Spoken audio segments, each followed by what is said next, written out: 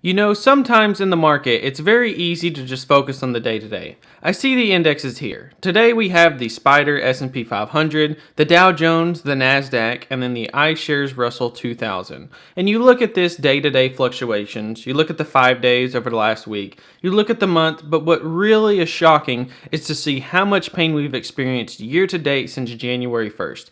Every single index on this list is down anywhere from 20 to about 30%.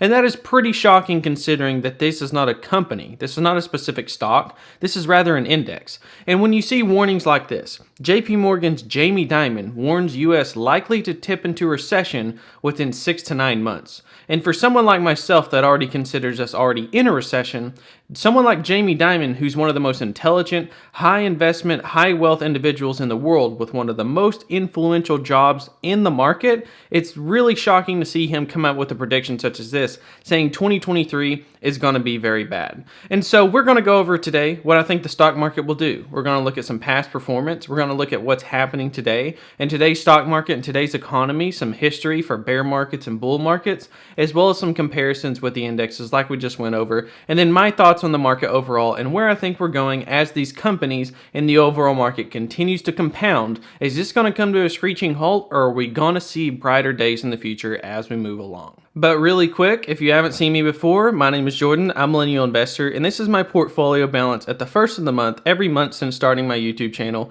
back in April of 2020 with my $1,500 investment, and this is what my balance has been every single month versus today's balance of $37,000 at the beginning of October, and this is where we sit at as of the time of me filming, which right now is October 10th. We're at $38,000 and change, and then here's my performance so far since joining this brokerage, and then this is my holdings put into a little pie for my growth portfolio holding Salesforce, Amazon, Crocs, and Google. Now, not only that, but we also have these portfolios shared down below in the description, which includes my growth and dividend growth portfolio that I have updated every single video, which is down below in the description. And if you want to help support me in the channel and you want to make some free money as a referral bonus, we had another one sign up this morning. And if you get signed up with the One Finance, you get $10 for getting signed up, and you can use this referral link down below in the description, which would help support me in the channel. So thank you guys so much for watching. Thank you for tuning in. And without further ado, let's go ahead and get started with these indexes and just the stock market in general and where I think things are going.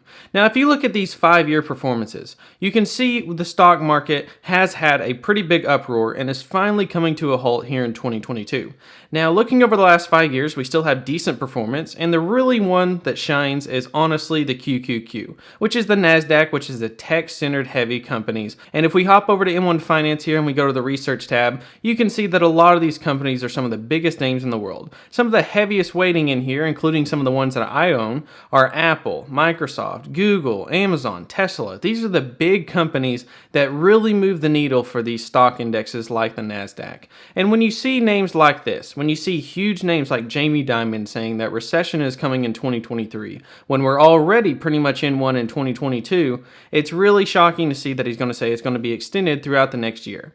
And now, not only do you see this with the Nasdaq, but you see this with growth stocks in general over the last decade or so, really outperforming that of just old school value companies in the market, like your Coca-Colas, your McDonald's, your old school companies like Procter & Gamble that you consider to be low growth, boring companies that really only pay out cash flows, that really only pay out when they grow alongside inflation, and they're not really exciting. And growth has exploded. The problem is now we're facing an environment that we really haven't ever seen before. We had quantitative easing that really became a big thing in 2008 when the financial crisis happened and the Fed and the United States government helped bail out the market.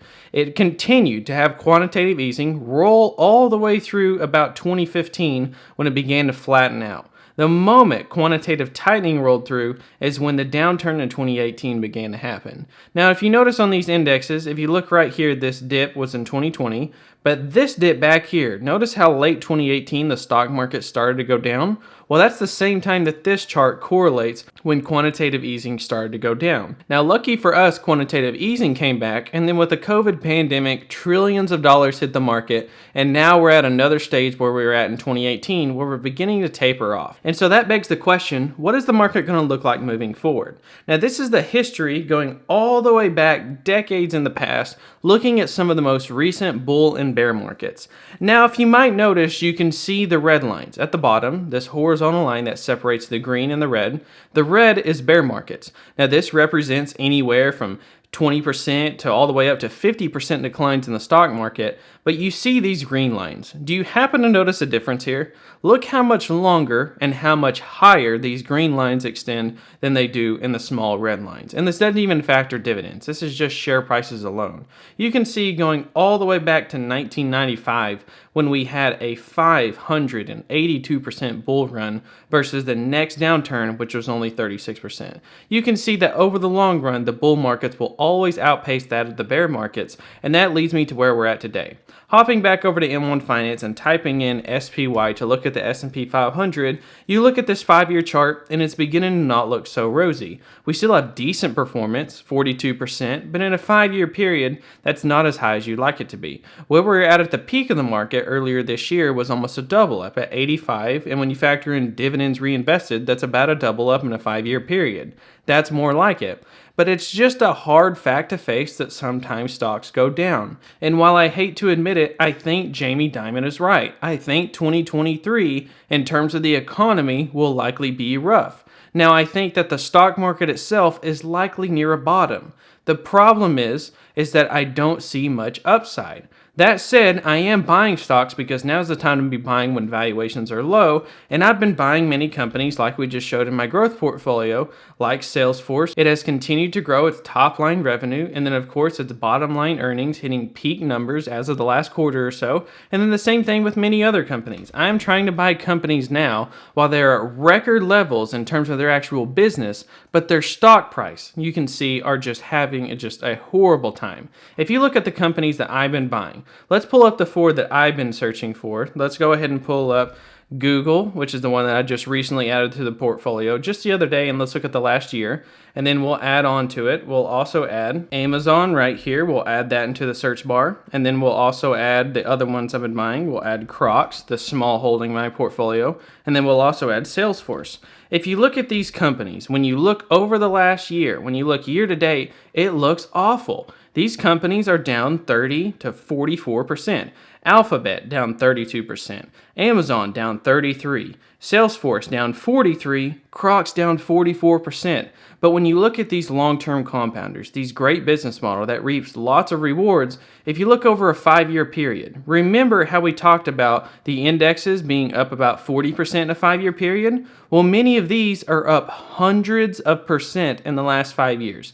Every single one of these companies that I own have outperformed the market in the last 5 years, and I expect this to continue moving into the future. Almost all of them have triple-digit returns over the last 5 years and have outperformed that of the market, including the most shocking one of all, which I just made a video about the other day, which is Crocs, one that you would never expect to have 673% returns over a 5-year period. And so it just goes to show that you have to find value no matter where you look. It doesn't matter if you're looking at growth stocks or if you're looking at old boring companies, if you're looking at a Coca-Cola or a Pepsi, as long as you're investing in companies that are A, growing their top line, B, growing their bottom line profits, growing that free cash flow to record levels, and then C, you're buying companies at decent valuations. And when I look at companies like, for example, my largest position, Salesforce, which currently has a free cash flow yield of about 4% and is growing those numbers literally every quarter at record after record levels despite this horrible recession, that is what gets me excited as an investor while these companies are down over 40% year to date. So as long as you position yourself accordingly and you weight your portfolio in terms of your confidence, because that's what I do with mine. If you notice, Salesforce is the one I'm most confident in making money over the next 5 years. Amazon is what I'm second most confident in making money over the next 5 years, and that is exactly how my portfolio is weighted. Google in third place, and then Crocs is the one that's most risky and I'm most uncertain. That's why it only is 1/10 of my portfolio. I would never put this at a 50% weighting like I would a Salesforce, because Salesforce I'm extremely confident about its growth path and where it's going in the future. So these are how I weight these companies. This is what I think about the market moving forward. And while I don't know what the market will do over the next 6 months, over the next year, what I do know is that these bull markets are always going to outpace that of the bear markets. So it may be a bad time to buy now in the short term, but the harsh truth is the best time to buy was yesterday, And the second best time to buy was today. And so that's what I'm doing. I'm buying today. Thank you guys so much for watching. Check out all the stuff down below in the description if you haven't already. And get signed up with M1 Finance for a free $10 and subscribe to the channel if you haven't already. My name is Jordan. I'm a millennial investor, and I'll catch you guys next time.